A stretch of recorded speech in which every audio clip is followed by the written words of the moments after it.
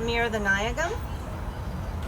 He writes in English, Spanish, French, Portuguese, and Haitian Creole.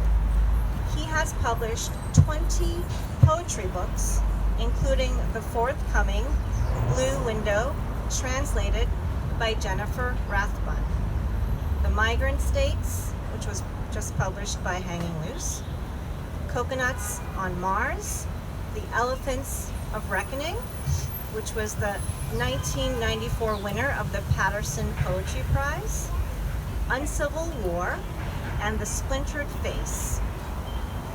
In music, he recorded Rencontre Doute. He edits the Beltway Poetry Quarterly, co-directs Poets and Writers Studios International, writes a weekly poem for Haiti en Marche and El Acento, has received fellowships from the Foundation for the Contemporary Arts, the New York Foundation for the Arts, the U.S.-Mexico Fund for Culture, the MacDowell Colony. He is a 2021 Emergency Grant winner and hosts the Poetry Channel. What do you call it? Is it called the Poetry Channel? The Poetry Channel. The Poetry Channel. Okay. So welcome, Indran. Thank you. Thank you so much. Thank you, Joanna, for the gracious invitation, and to all of you for coming, and to the rats in hiding.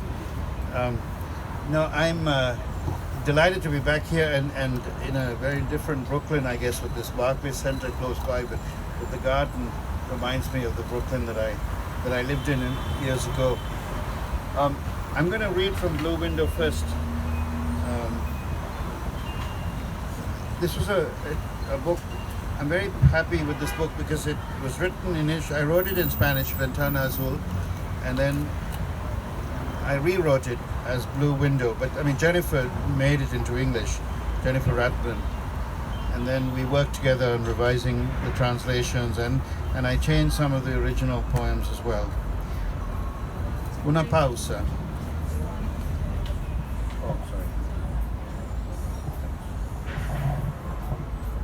Great. Thank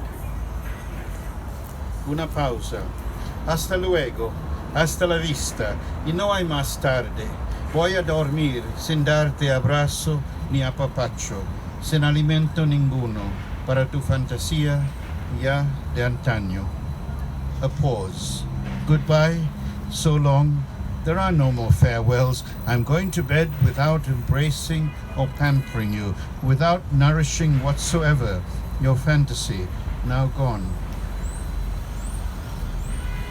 Saludos. Adiós. Que estés bien. Me voy. Tonterías del corazón herido. Deseo insatisfecho. Reclamos inesperados. Deja que el tiempo sane todo. Y las mareas renueven la arena.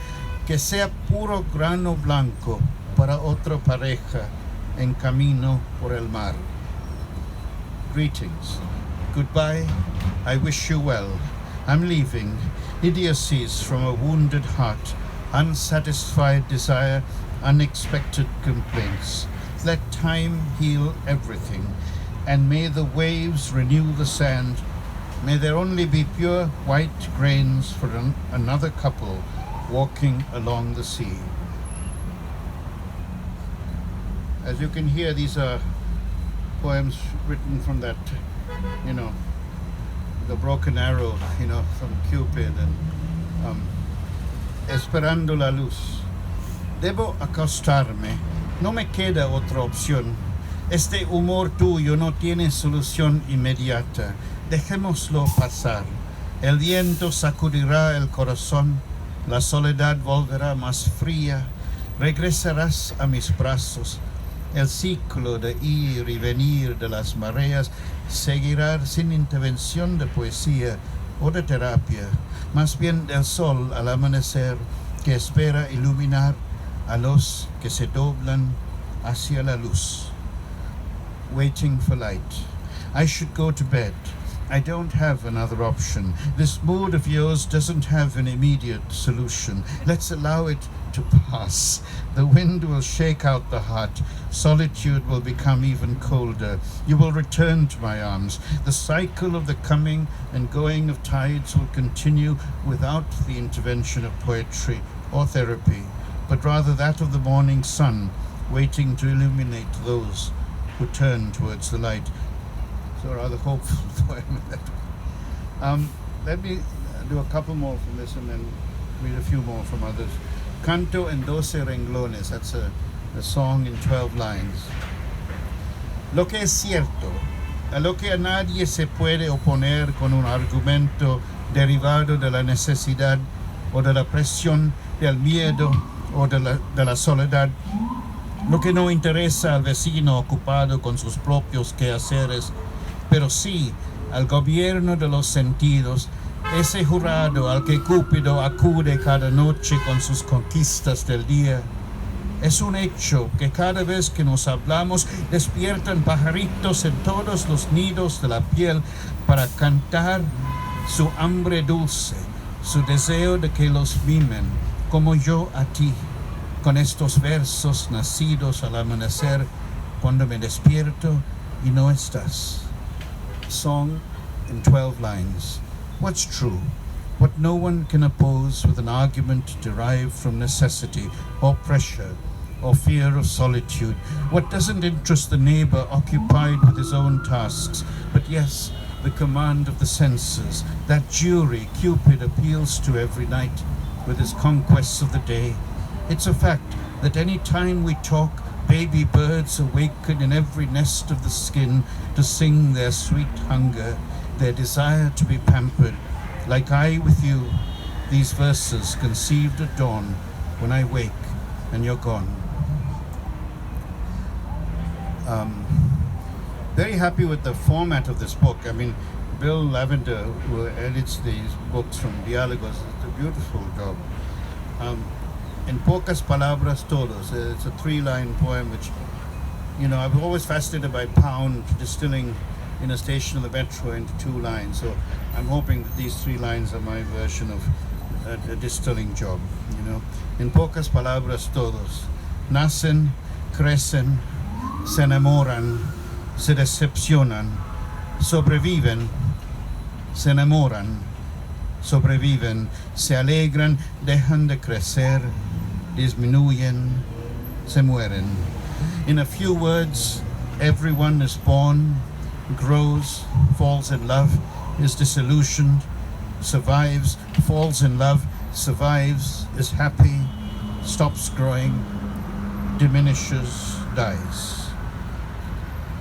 And on that cheering note, let's go to a football poem that finishes the book. Esperando el segundo tiempo, waiting for the second half. Sí, es solo un juego y depende de un hombre árbitro, y los hinchas vienen de la casa cuyo equipo anfitrión tiene el respaldo. Es una droga, hay decisiones erróneas, malditas, y finalmente es la tristeza de ver a un equipo defenestrado jugar el resto del partido.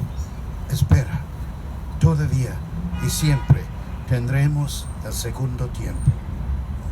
Waiting for the second half. Yes, it's only a game and depends on a human referee, and the fans cheer for the team with the home field advantage. It's a drug.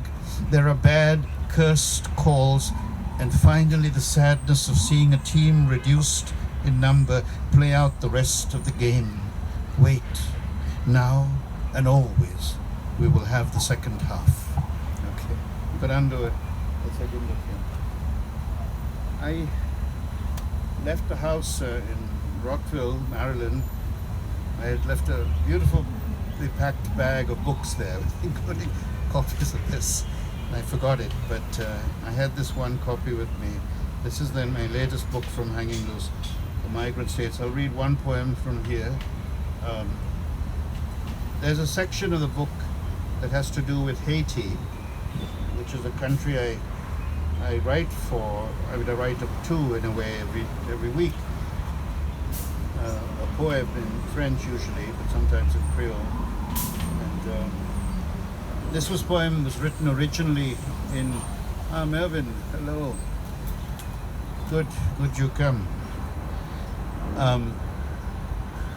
It was written in Creole, and the song is called Tans Abocate Fini, and you can hear it if you download Rancon Doot on from Spotify or something. You can hear the original. This is a translation I did into English. The avocado season is over. The season of avocados is over. The most beautiful girl in town is about to marry a man across the water. My brother is busy with his manuscript. Time to share ideas in a book has gone to the country without a hat. Accept reality. Don't live anymore in fantasy. You are getting along in years, but have only spoken Creole for 2. You have a great long life ahead. Think, reflect, tell all the new families, congratulations, good luck. Then write again about your life in Haiti when the avocado was in bloom. Let me read one more, even though I said I would just read one. There's a series of poems written sort of in dialogue with Walt Whitman through this book, which was written also around the time, some of it around the time of the 200th birthday of Whitman. And I participated in 2 panels at the time in Washington to celebrate the 200th birthday. And so this poem is called Emotion Again. I asked the panel, the audience, what next? We have finished celebrating Walt Whitman's 200th birthday. Who will lead us into the next century? Do we find the driver in our own batteries, energy coursing through cells from foods we eat for body and mind? Like this delicious feast finished now, 10 days at summer's beginning, to honor the founder of our Republic of Letters, not the first, but the most expansive American, who stretched his imagination to encompass the continent and travel beyond to India, to the moon, sun and stars, into the interior constellations in a leaf of grass. Walt Whitman, we do not want the party to end. We wish to keep stroking your grey beard, reading the day's news out loud as you lay dying in Camden, bedridden, reported on almost daily by the Times. If you had drunk milk, punch, broth, and twice when you seemed to have kicked the bronchial pneumonia, eaten a mutton chop. You dropped out of the news too when the paper thought you had improved enough to live without their noting every food and visitor, Brother George, sister-in-law, biographer, favorite niece, Jessie, and your final physician, Dr. McAllister. Your last words, a request to attend Fritzinger, worry, shift, roll over, Walt Whitman. You told the doctor, who asked if you were in pain, no, almost inaudibly. A wisp of smoke floating out of the row house into the street, mixing with the air, falling later on as rain, in poems and songs, recollected in tranquility, again and again.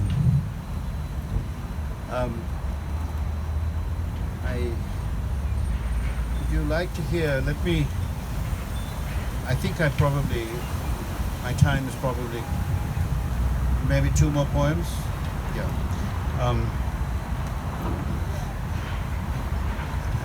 I used to live in Brooklyn, first on Willoughby Street, and one night, a Saturday night, I know some of you know this poem, but I'll recite it anyway, just because of nostalgia's sake. I came back from Manhattan on the subway, and I was completely alone, and I was in debt, about $5,000 in debt. And I just finished graduate school, and I didn't have a girlfriend. I didn't have any, even a food readily at hand. And then I saw all around me love, couples walking along the street and on the metro and subway, and it just, this poem came to me. So beautiful. So beautiful, that couple in handsome black and red clothes walking along the street, her arms folded, his in pockets cold, scarves loosely wrapped about white necks. And in the subway car, a black man takes a black woman's hands, and her eyes look far away beyond the walls, under the sea, and his eyes concentrate on her hands as glasses drop slightly down his nose as she turns and smiles at clay made whole.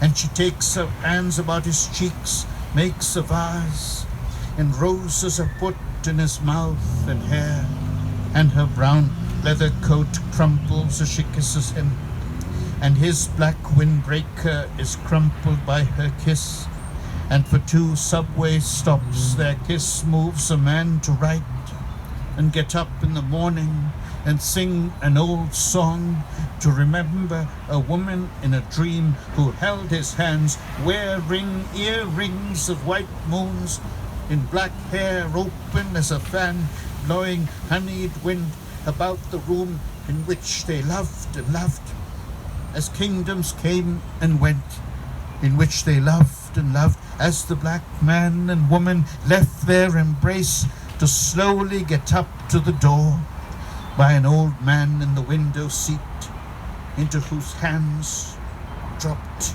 2 white moons. Thank you very much. That poem, by the way, you can hear on the United States of Poetry if you want to look it up. Muchas gracias. Merci beaucoup. Thank you.